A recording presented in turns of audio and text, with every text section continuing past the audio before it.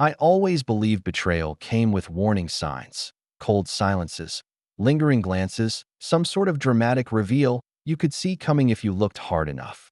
But when it happened to me, it slid in like a thief in the dark, silent, cruel, and impossibly sharp. My name is Savannah Monroe. At 26, I had what most would call a perfect life. I owned a boutique event planning company in Charleston, lived in a charming little house my grandparents left me, and was engaged to Daniel Hart, the kind of man other women openly admired when we walked into a room together. Handsome, intelligent, attentive. For 3 years, he had been my constant. The man who brought me coffee when I worked late, who met my parents with flowers and baked bread for Sunday dinners, who proposed in a vineyard in front of our closest friends. I said yes without hesitation. And then, my sister Elise came back into town. Elise was always a force. 3 years younger than me, but louder, bolder, and somehow always the center of attention. Where I was the planner, the peacemaker, the one who made sure everything worked, Elise was the chaos that never apologized. She had spent the last year bouncing around Europe, finding herself, which in Elise's world meant taking a series of Instagram-worthy trips funded by our parents and never calling home unless she needed money. She arrived at my front door one afternoon with 3 oversized suitcases, a cigarette dangling from her lips, and that familiar smirk on her face. "Save, darling," she purred, brushing past me. "Your guest room is still free, isn't it?" She didn't ask. Elise never asked. For the first few weeks, it was fine. Chaotic, yes, but not unbearable. She slept until noon, stole my clothes without asking, and invited herself to dinners with Daniel and me. He was polite, of course. He always was. He laughed at her wild stories and never seemed to mind when she clung to his arm a little too long or leaned too close when she talked. I brushed it off. Elise flirted with everyone. It didn't mean anything. Until it did. The first crack in the foundation came subtly. Daniel started canceling our plans. Late nights at the office, he said. Meetings that ran over. He still texted, still smiled when we were together, but there was a flicker of distance, like he was a little too careful, a little too practiced. I chalked it up to stress. We were in the thick of wedding planning, and I was managing a full calendar of spring events. Life was hectic. Then, one Saturday morning, while Elise was out and Daniel was at a client lunch, I got a message from one of my old college friends. "Hey, wasn't that your fiancé with your sister last night at the Bellflower? Looked cozy." I stared at the text for a long time before replying. Must have been someone else. He was home late from work. But my fingers shook. The Bellflower was a bar Elise loved, dimly lit, trendy, the kind of place where the bartenders wore suspenders and poured cocktails with dry ice. I tried to breathe. I wasn't going to jump to conclusions based on a blurry sighting. Not me. I was the rational sister. The stable one. But when I opened Instagram later that night, Elise had posted a photo to her story. Only for a moment, maybe 30 seconds before it vanished, but I caught it. A grainy picture of a man and woman behind the bar, kissing. I recognized Daniel's profile instantly. That sharp jaw, the way his hand curved around her waist. And the woman's dress? It was my dress. The one Elise had borrowed that morning. A blue silk slip I'd bought for our anniversary dinner. My stomach dropped like a stone that I didn't say anything that night. I couldn't. I lay in bed staring at the ceiling, every memory rewinding in my head. Elise's laugh at his jokes, the way she touched his arm at dinner, Daniel's eyes darting away when I asked how his meeting went. A quiet rage grew inside me, cold and clean and unforgiving. The next morning, I waited until Elise was in the kitchen, her bare feet loud against the tile as she poured orange juice like she owned the place. "Were you at the Bellflower Friday night?" I asked. She looked up, hair tousled, eyes innocent. "Maybe." "What?" "With Daniel." Her smile twitched. "What are you implying?" I saw the photo, Elise. For the first time, she flinched. It was small, but there. Then, like a switch flipped, she rolled her eyes and gave a mocking laugh. "Oh, come on, Save. It was one kiss. We were drunk. You know how Daniel gets." I stared at her, stunned. "You kissed my fiancé." "He kissed me," she said quickly, shrugging. And honestly, it didn't feel like the first time for him. I felt like I'd been slapped. "What does that mean?" Elise didn't answer. She just sipped her juice and walked out of the room like we were discussing the weather. I called Daniel. He didn't answer. I called again. Nothing. That afternoon, he showed up at the house, not to apologize, but to explain. His words were careful, calculated. It didn't mean anything, Savannah.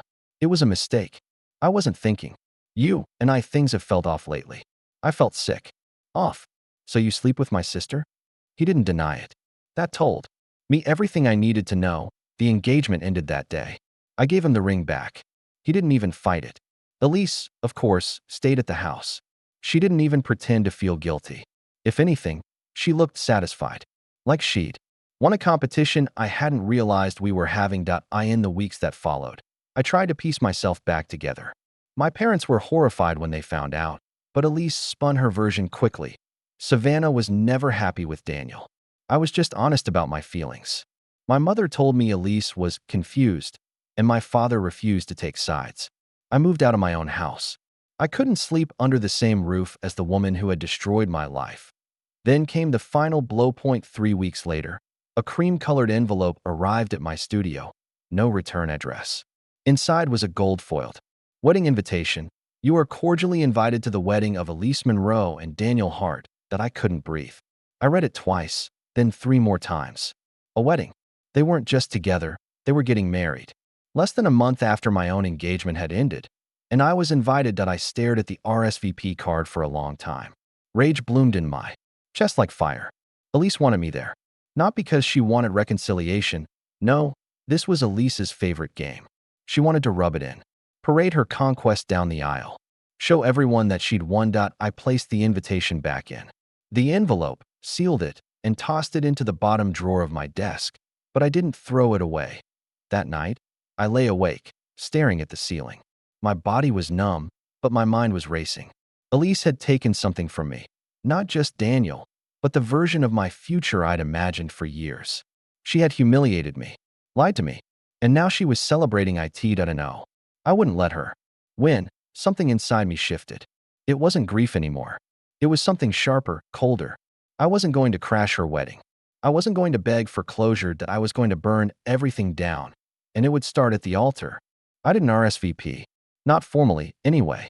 Instead, I began planning, not for a wedding, but for something far more satisfying, the truth. If Elise wanted a performance, I would give her one. She thrived on spectacle, on being the center of attention, and now she would get her wish. Only not the way she expected. For weeks, I kept my head down. I let people think I was licking my wounds, recovering, healing. On social media, I posted neutral photos, coffee cups, sunset walks, snippets of floral arrangements from my clients. Nothing that gave away what I was really doing behind the scenes.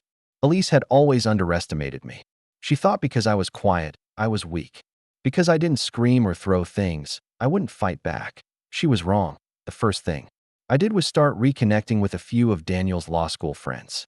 A casual coffee here, a drink there. People I hadn't seen in months. I played the heartbroken ex, friendly, warm, understanding. Not bitter, not angry. I listened. I let them talk. And slowly, they started to slip. Honestly, I never thought he'd marry Elise. One friend, Rachel, told me over a glass of wine. I mean, they always had this weird tension, but he never took her seriously. Weird tension. I echoed. She nodded, eyes flicking around the cafe. There were rumors. I'm sure you heard them. I shook my head slowly. I didn't. I trusted them. She hesitated. Daniel used to party with Elise a lot. More than you probably know. And Ethan was always around. Ethan. Daniel's best man. His law school roommate. The guy who toasted our engagement with tequila shots and a sloppy hug. Tall, charming, and dangerously flirty. I hadn't thought about him in weeks, but now his name echoed in my head like a siren. I started digging. It began with a fake Instagram account. Something anonymous, clean, believable. I followed Ethan, Elise, even Daniel. Then I went deeper. Elise had always been careless with her digital life. She loved the spotlight, but never paid attention to who was watching. She had once linked her photo backups to a shared iCloud account. We both used briefly years ago when I helped her replace her phone. I'd forgotten all about it, until I logged in one night and found it was still active, and there they were. Hundreds of images. Most were typical Elise. Mirror selfies, brunches, travel shots. But then I found a folder titled Private. No password, no encryption. just arrogance. Inside were photos that made my stomach churn, Elise and Ethan. At a hotel in Atlanta. In a car. At Daniel's lake house. Some were innocent, a hand on a thigh, a smirk across a pillow. But others were explicit, intimate, undeniable, time-stamped, dated. All while she was supposedly building a life with Daniel. There were texts too. She'd taken screenshots. Filthy conversations. Talk of sneaking around. Of Daniel being too boring to notice. Of plans to meet up after her bachelorette party. My hands trembled as I read them. Not from heartbreak, but from clarity. Elise didn't just betray me. She betrayed Daniel too. He had destroyed me for her, and she had already moved on to someone else. A newer thrill. Another notch in her belt. And now, with this proof, I had a choice. I could send it all to Daniel anonymously. Let him deal with it privately. But where was the justice in that? Elise didn't just hurt me. She humiliated me. Publicly. She invited me to her wedding, expecting me to sit there and smile while she wore a white dress and paraded Daniel like a trophy. No. If she wanted a performance, she was going to get one. I contacted a videographer friend of mine, Layla, someone I trusted implicitly. She owed me a favor from a high-profile wedding I once saved her from tanking. I showed her the material, swore her to silence, and asked if she could put something together, like a highlight reel. She asked cautiously. A sledgehammer. I replied. I want people to gasp. I want them to remember it forever. Layla raised an eyebrow, but she nodded. I can do that. The next few weeks moved like a quiet storm. While Elise bragged about wedding dress fittings and Daniel posed for staged engagement photos, I was building their downfall frame by frame. I booked a seat at the wedding under a pseudonym. I knew the venue, of course I did. I'd planned 2 weddings there myself. A garden ceremony, indoor reception, huge projection screen behind the sweetheart table for this slideshow of memories. Perfect. My parents called a few times, trying to convince me to attend. Be the bigger person. My mother said. It'll show you've moved on. Moved on? She had no idea. Mom, I said gently. I already have. When the RSVP deadline passed, I got a text from Elise. Elise, thought you'd at least have the guts to show up. Guess I win again. I stared at the screen for a full minute before replying. Me.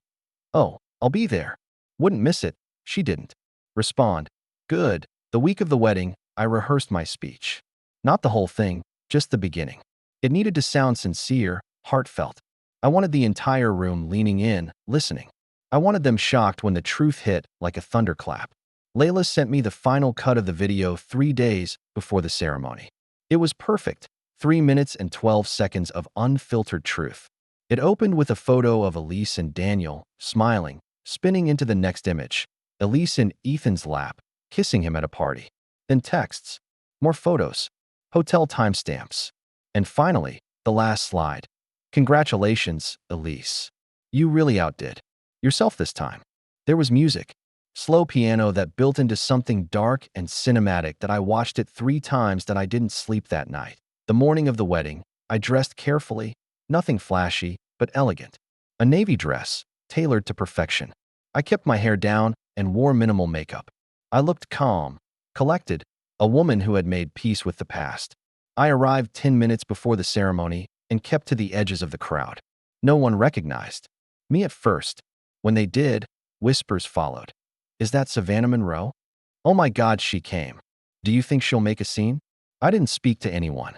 I smiled politely, took my seat, and watched Elise walk down the aisle in a gown that cost more than my car. She looked radiant. Of course she did. She always looked her best when she thought she'd won. Daniel stood at the altar, jaw tight, eyes glassy. Was he nervous? Or just hollow? They exchanged vows. Kissed. Everyone clapped. I didn't. At the reception, I waited. I ate nothing, drank nothing. My time was coming. I could feel it in my bones. The DJ called for toasts. The maid of honor went. First, Elise's college roommate, drunk and sentimental. Then Daniel's best man, who made everyone laugh with stories from their early 20s. And then, finally, the microphone was offered to anyone else who wants to share a few words. I stood. A hush fell over the room. I stepped into the spotlight and took the mic, heart steady, voice clear. Hi, everyone. For those of you who don't know me, I'm Savannah Monroe. I used to be the bride's sister and the groom's fiancé. Gasped. I smiled softly. I wasn't going to speak. But Elise invited me, and I think deep down, she wanted me to say something. So here it is. I nodded to Layla, standing by the AV booth. The lights dimmed. The video began. The room plunged into darkness as the projector flickered to life. For a few seconds, all anyone could see was the screen behind the sweetheart table, large, crisp, and centered above the new Mr. and Mrs. Hart. A low hum of confusion rippled through the reception hall, champagne flutes halfway to lips, laughter tapering off into hushed murmurs. Daniel turned to Elise with a slight furrow in his brow, and Elise's smile froze on her face. Her eyes found mine across the room, and I swear I saw a flicker of panic before the first image appeared. It was a beautiful photo, one she had posted herself a few months earlier. Elise and Daniel, smiling, dressed in white, arms wrapped around each other on a beach. A perfect couple. A perfect lie. Then the second image flashed onto the screen. Elise, in a hotel hallway, kissing Ethan. Gasps filled the room. Chairs scraped against the floor. Someone dropped a fork. The third image was more intimate. Elise straddling Ethan in what was clearly a hotel room bed. There was no mistaking it. No possibility of confusion. Her hair, her face, her voice, caught in mid-laughter, mouth open, joyfully unbothered. That I stood to the side, arms folded, eyes calm. More photos followed. Text messages scrolled up in real time, each one more damning than the last. Ethan, he thinks you're at the spa, idiot. I can't wait to see you tonight.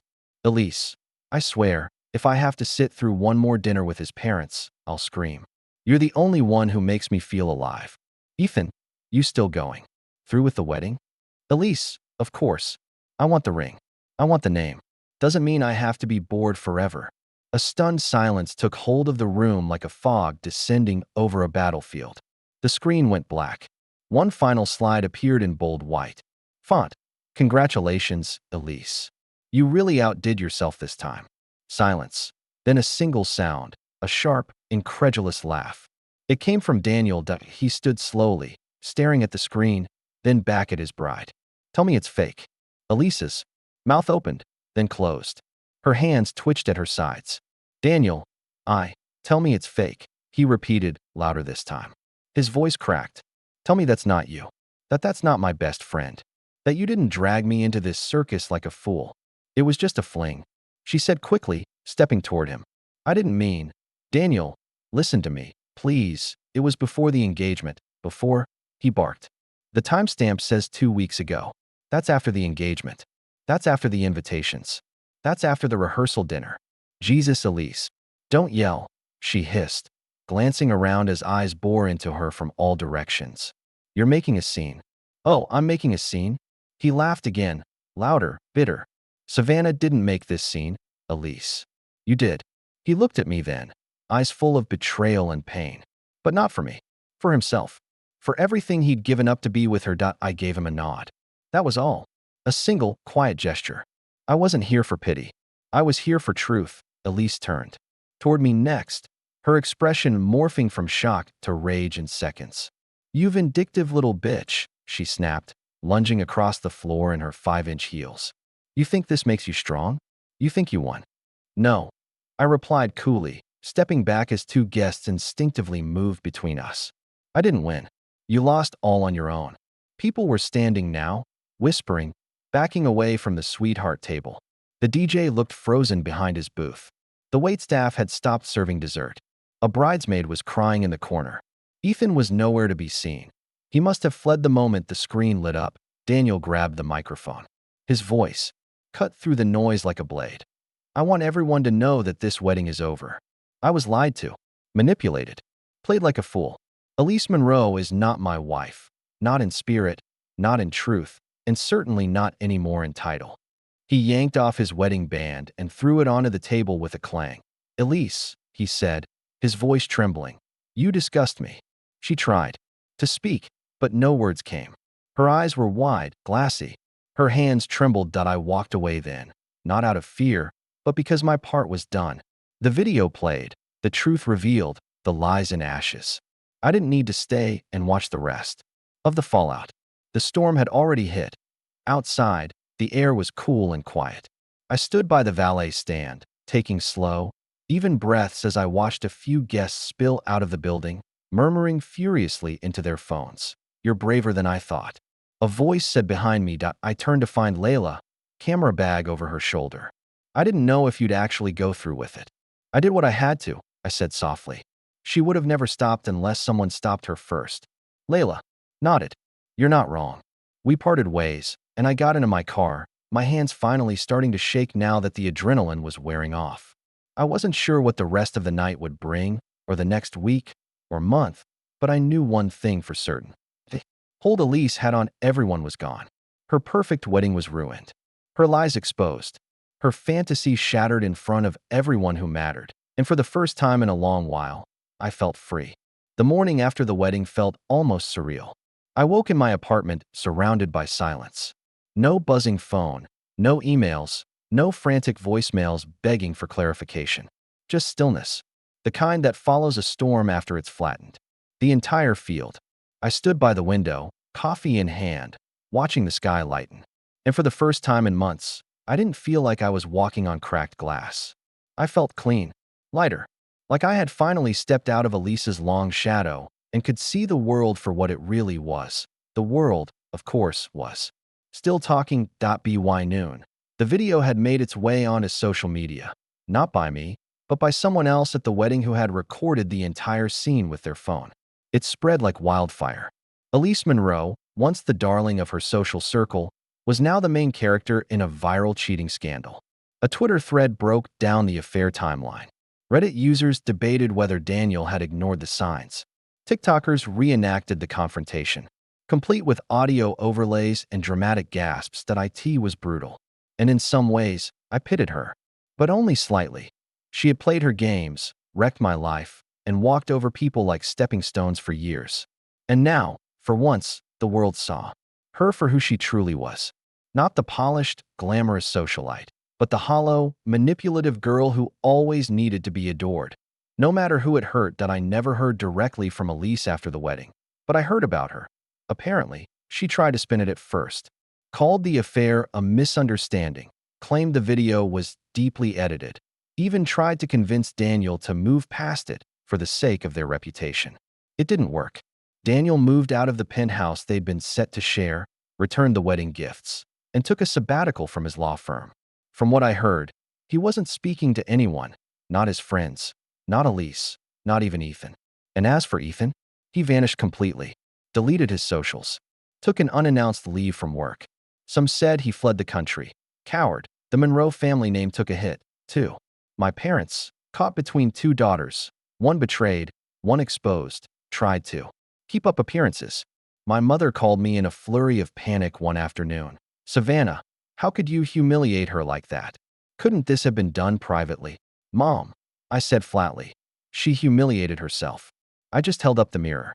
She hung up after that. I didn't mind. For a few weeks, things were strange. People approached me in cafes. Strangers messaged me online. Some called me a hero, others a savage. There were debates about revenge versus justice. But I didn't care about the noise. I hadn't done it for fame. I had done it for peace, for closure, for the part of me that had screamed in silence when I first saw that photo of Elise and Daniel behind the bar, the part that had curled into a ball and sobbed when no one was watching. I deserved better. And exposing the truth was the only way to reclaim my voice. By the end of the month, I had returned to my normal rhythm. My business, ironically, tripled in bookings. Turns out, people love a planner who doesn't tolerate drama, unless it's part of the event. Clients trusted me, respected me, even joked about hiring me as insurance against cheating grooms. I took it in stride, but the biggest change wasn't my business. It was me. For years, I had been the safe one. The planner, the one who took care of others, smoothed things over, smiled through pain. Elise had been the fire, the storm, the spotlight, and I had let her dominate every space we shared. But after everything that happened, I realized I didn't need to be the quiet one anymore. I didn't need to shrink myself to avoid conflict. I could speak, and when I did, people listened.